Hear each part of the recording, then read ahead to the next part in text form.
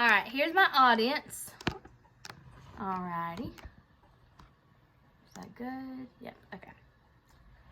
Have you or anyone you've ever known been a victim of cyberbullying? Yes. Alright.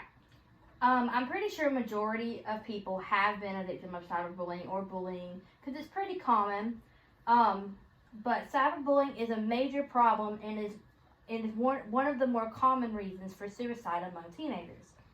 So throughout this speech, I'm going to tell you exactly what cyberbullying is, how we can stop it, and how it affects people mentally and physically. So you may be asking, what exactly is cyberbullying? I'm pretty sure majority of you know what it is, but just in case you don't, according to bullyingstatistics.org in an article called Cyberbullying Statistics, written by an unknown writer, they say that cyberbullying is a form of teen violence that can do lasting harm to young people.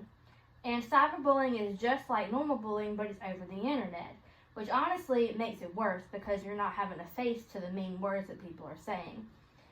You can get away with more when it's online.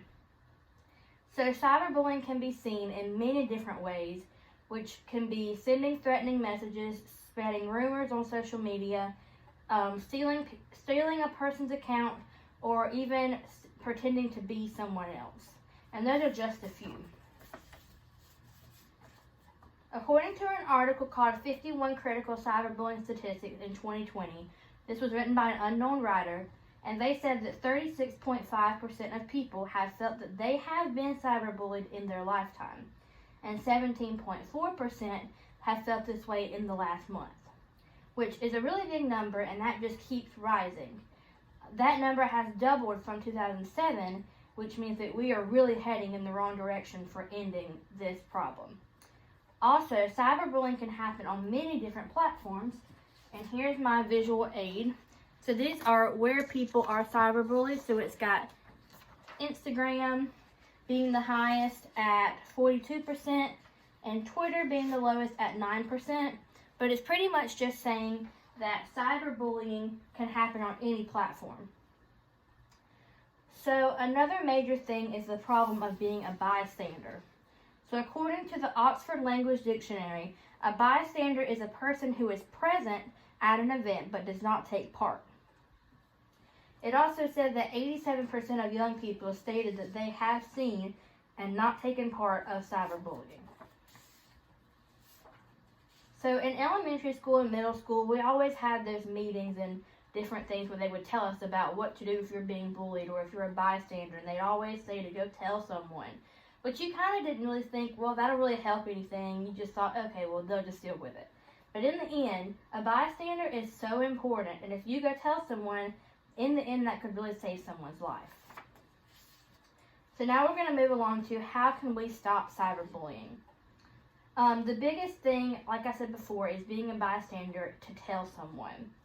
So cyberbullying can lead to much bigger things super quickly, and the big thing would be to get help right when it happens. And this can be through prevention hotlines, therapies, or even pulling in adults that would have higher power above you, as in like a principal or the police. Most of the time, people who are being bullied are scared to reach out and get help because they're worried that it'll get worse. So that's why bystanders are so important, because they can reach out and get help and it's not going to get worse for the other person. In an article called Preventing Cyberbullying on stopbullying.gov, written on September 8, 2017 by an unknown writer, they said that the main thing is that there's multiple different signs that you need to pay attention to as to whether a child is being cyberbullied or if they're bullying someone else.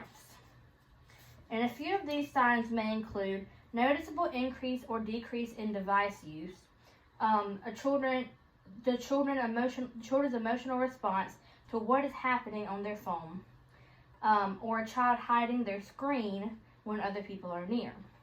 It also could be a child becoming depressed or losing interest in people or activities that they normally would enjoy. And those are just a few, but the main thing they're trying to say is to pay attention to the children around you. Whether you're a parent or a teacher, or whether you don't have any kids in your life at all right now, it's important to know these signs for the children in your life now and the children that are in your lives in the future. So now we're going to move along to how cyberbullying affects people. Cyberbullying is one of the most common causes of suicide.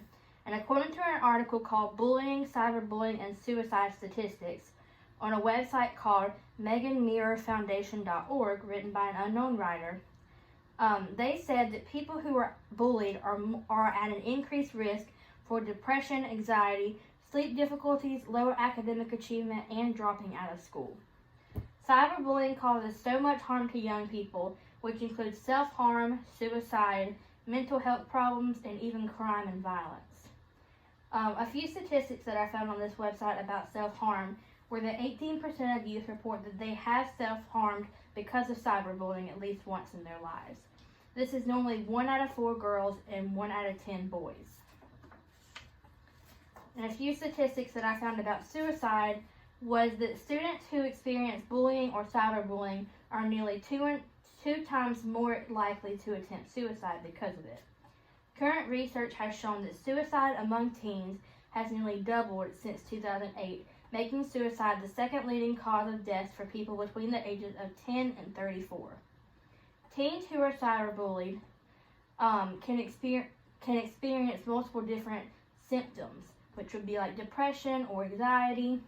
And I don't know if you've ever seen the movie called Cyberbully, but it's a film that was produced by Jesse Purpose and premiered on ABC Family on July 17, 2011. This film tells the story of a teenage girl who is bullied online, and it gets so bad that she actually attempts suicide. I won't spoil the rest of the movie for you, but I would definitely recommend it because it tells the hard truth about how quickly cyberbullying can lead to suicide and how important it really is. So to wrap this thing up, throughout this speech I've told you all exactly what cyberbullying is, what we can do to stop it, and how it affects people. I hope that throughout this speech that you've learned how important cyberbullying really is and that you'll remember to think before you post the next time that you do it. Thank you.